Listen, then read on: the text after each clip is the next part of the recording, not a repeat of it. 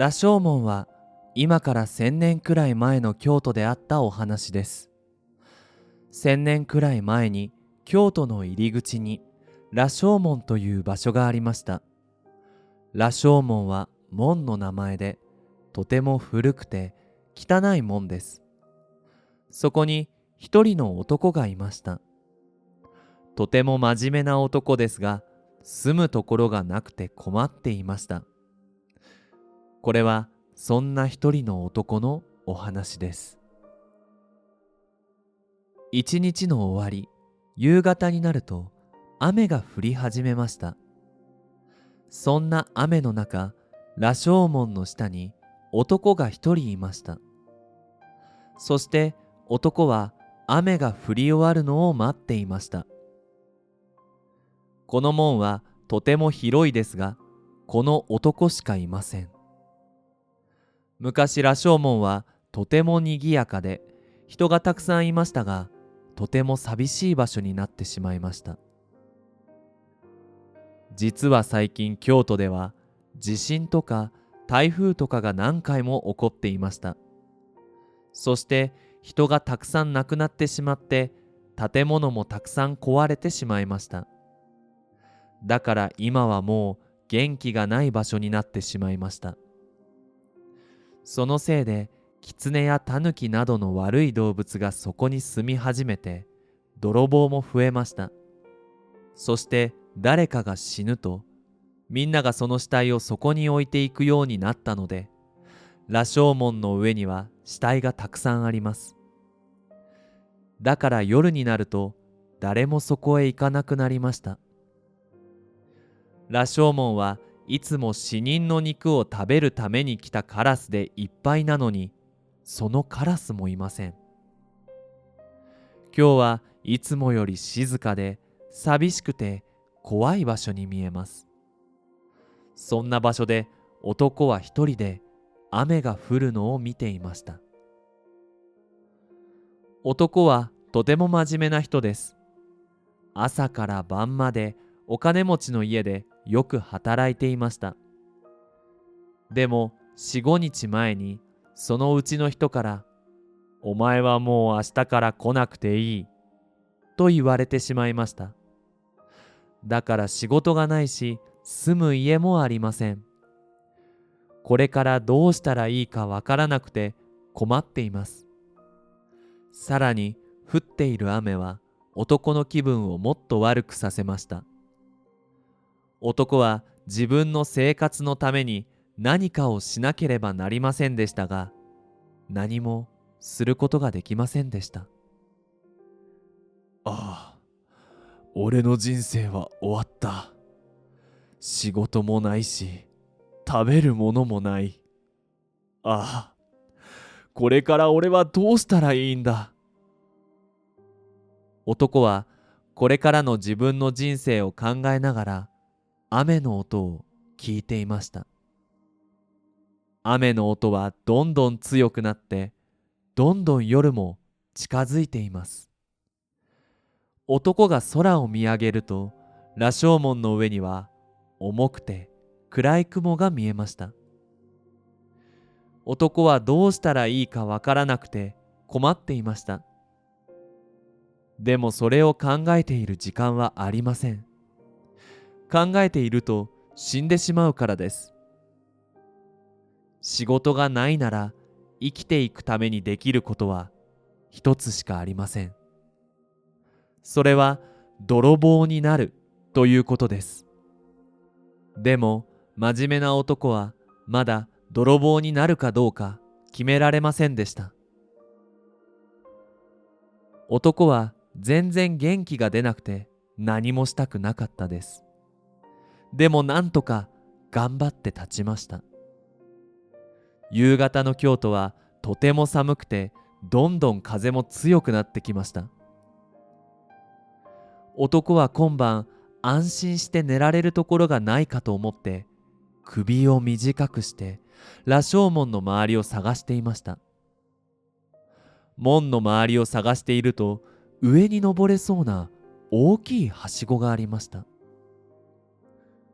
上ならおそらく死体しかないだろう。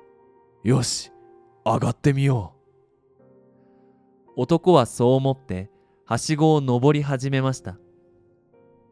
男がはしごの真ん中くらいまで登ると、羅生門の上の方に動いている火が見えました。男は上にあるのは死体だけだと思っていましたが、誰かがそこにいるようです。誰かがそこで火がついた木を持って歩いているようです。こんな死体しかない気持ち悪いところに誰かがいるなんて、やばすぎるぞ。男はそう思いました。男ははしごの一番上まで登りました。そして体をできるだけ小さくして、ゆっくり羅生門の中を見てみました。するとその中には人の死体がたくさん捨ててありました。よく見ると、服を着ていない死体と服を着ている死体があるのに気づきました。お前たちは本当に生きていたのか。俺と同じように人間だったのか。男はそう話しかけましたが、もちろん死体は何も答えませんでした。死体からとても嫌な匂いがしたので、男は手で鼻を隠しました。でもその時の男はもっと気持ち悪いものを見てしまいました。それはとても気持ち悪い人で、手で鼻を隠すのを忘れてしまいました。その気持ち悪い人は年寄りのばあさんでした。茶色の着物を着ていて、髪は白くて背は低くて痩せている猿みたいなばあさんでした。そしてばあさんは火をつけた木を持って髪が長い女の死体を見ていました。男の心の中には怖いという気持ちと、怖いけど気になるという二つの気持ちがありましたが、男はそのばあさんを見続けることにしました。するとばあさんはその女の死体の髪の毛を一本また一本とどんどん取り始めました。とても気持ち悪いばあさんがとても気持ち悪いことをしていて、男の心の中には怖いという気持ちがありました。でもばあさんが髪の毛を取っているのを見て、その気持ちは消えていきました。男は怒っています。でもばあさんにじゃなくて、この社会にある悪いこと全部に怒っています。その気持ちがどんどん強くなっているのに気づきました。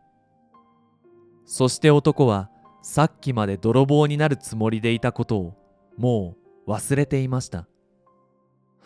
そこで男は足の力を全部使ってはしごからばあさんのいるところにジャンプしました。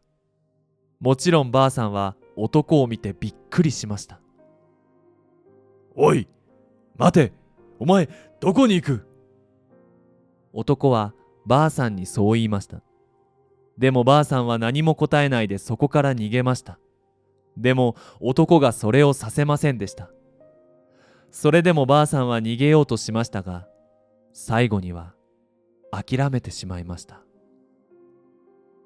おい、ここで何をしていた？どうして女の死体の髪の毛を取っていた？言え！男は大きい声でばあさんにそう言いました。でもやっぱりばあさんは何も答えませんでした。目を大きく開けてとても怖がっています。あ、ばあさんが生きるか死ぬかは俺が決められるのか。もしそうならもう大丈夫だ。男はそんなことを考えていました。そしてばあさんに優しい声でこう聞きました。なあ、ばあさん。俺はさっきこの門の下で雨が降り終わるのを待っていた旅人だ。はしごがあるのを見つけたからここに来た。なあ、ばあさん。こんな時間にここで何をしていたんだ。俺にちょっと教えてくれないか。